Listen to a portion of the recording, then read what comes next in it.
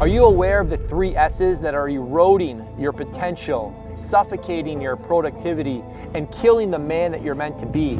You may think that they're harmless, but they're slowly robbing you of your authenticity, your power, and your freedom. Today we're going to explore the dangers of sex, sugar, and scrolling.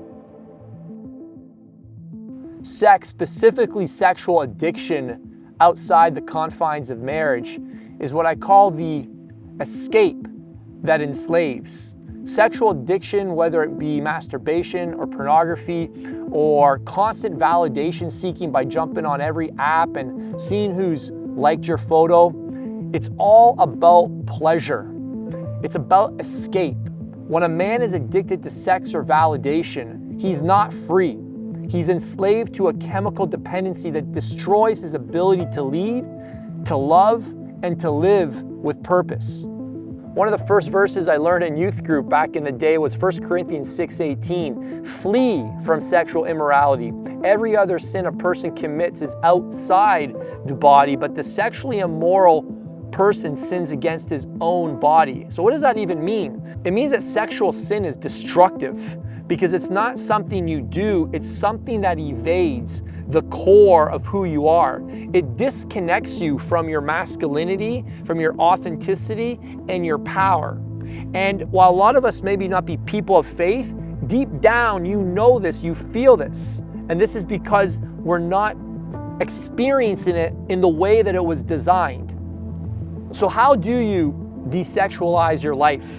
Well, it all starts with just some simple tools and some really simple actions. There's a great app called Covenant Eyes, and it's an app designed to block all pornographic and adult websites. It monitors all of your search activity, and this tool will help you avoid weak moments, because we all know we can avoid it, certain times, but when does the temptation strike us? When we're hungry, when we're tired, or when we're discouraged.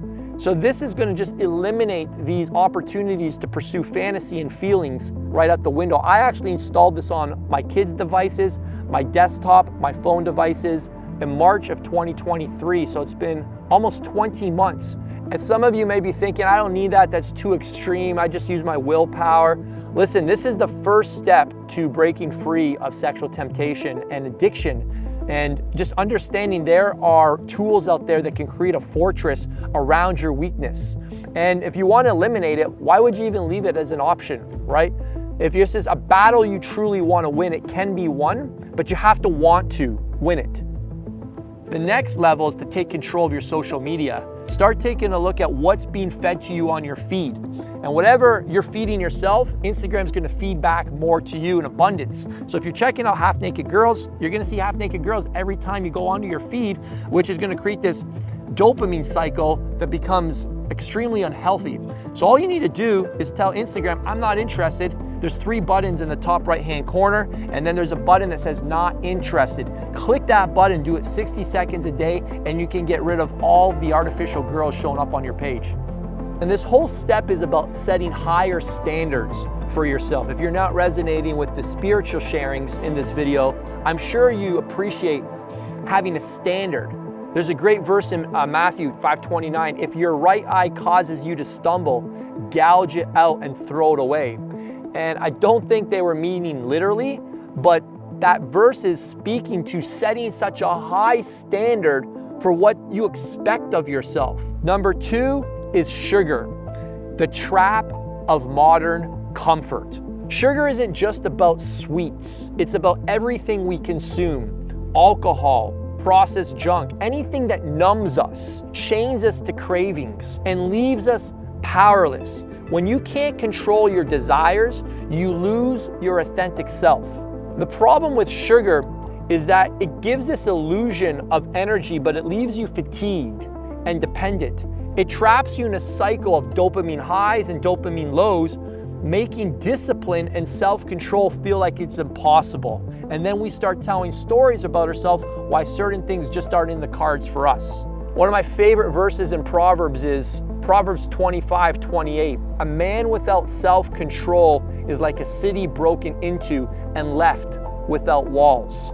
When you can't control your desires, It's as if your defenses are completely down. Like you can't protect yourself. Anything can come in and just take over. And sugar, in all its forms, it weakens your defenses, both physically and mentally. I don't know if this is true, but I finally heard why they give you bread before dinner. Well, bread reduces your willpower, so you end up ordering more food on the menu. I don't know the exact science, but it makes sense. I love a quote from James Clear. He says, "Every action you take is a vote for the type of person you wish to become." So what do we do about this? Your action step is forget about the 14-day detoxes, 30-day challenges. What you need is at least 100 days. What I've found, if you want to change anything in your life, it needs to be done with 100 days of consistency. If we start with alcohol, and I recommend you start with alcohol because alcohol is loaded with sugar and it messes with your clarity and your mood and your discipline. It makes you emotional on the high end and on the low end. It depresses you, and it also gives you artificial energy, which we normally call as liquid courage. When I cut alcohol out of my life, I go into social settings and I'd be like, I'm really uncomfortable. I told my brother this and he joked around. He goes, yeah, because you got to rely on your own personality now. And I was like, you're right. I actually need to work on my social skills and how to have conversations and how to take an interest in somebody else's life. Next, I'd cut out caffeine. Caffeine does have some benefits, but it's another crutch that keeps you dependent. I've got an entire video on why I cut caffeine out of my life. It's been actually about 500 days now, and you can check it out right here on how it's completely changed my life. The last S is scrolling, the mindless time suck. This might be the most dangerous because it's the most invisible addiction, and it's probably culturally acceptable to be on your phone wherever you go. I mean, virtually everybody's on their phones at all time. And while we do know logically that scrolling on social media is a waste of time, but what we don't appreciate is that it is robbing you from the present moment, which is all we have. And when you're constantly filling your thoughts with what other people are doing, you're stealing from your own thoughts on building your own journey. And then next thing you know, you're depressed and you don't even know why, because nothing bad happened to you in the day, but you've been comparing yourself all day long with somebody's highlight reel with your behind the scenes, their chapter 10 with your chapter 1, and you're wondering, why the heck do I feel like crap? But it's because you're not content, you're not owning your journey, you're not embracing the life that you've been given and what's right here in front of you. There's a great Bible verse in Romans, do not conform to the pattern of this world, but be transformed by the renewing of your mind. What does that mean? Well, social media pushes the pattern of this world. What is the pattern of this world? It's instant gratification, it's comparison, it's noise.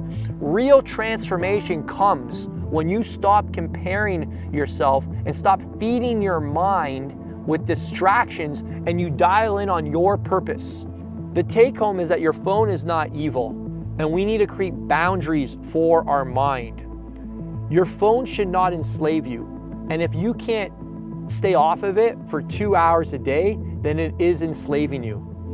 I don't care if you're a bigwig CEO. I don't care if you're super important, you've got tons of projects. If you can't be off your phone for 2 hours a day, you're enslaved to your phone. Your phone owns you. You don't own your phone. And the only way to reclaim your freedom is to reclaim your time and reclaim boundaries around when you're on it and when you're off of it.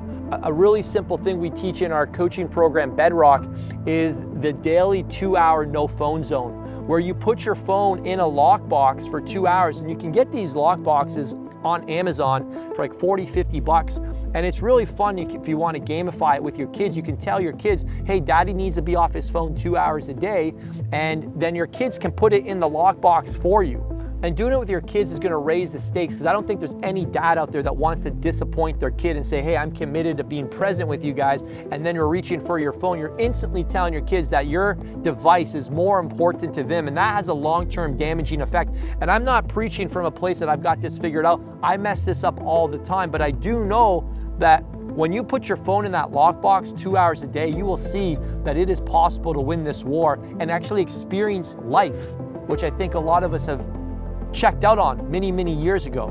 Men, if you're serious about rebuilding your life, it all comes down to starting to manage the things that you've been self-medicating with, whether it's the sugar, the sex, or the scrolling. These are areas that we need to break free of if we want to experience a fully authentic mind, body, and spirit that is living at your highest calling. So start with leading yourself, and then you'll have the authority and the respect and the confidence to lead your family, to lead your kids. It all starts with you inside the home. It's time to take back your freedom. Level up or level off. Love to hear from you below as well. Which S do you struggle with the most, and how have you handled it? We'll talk to you soon.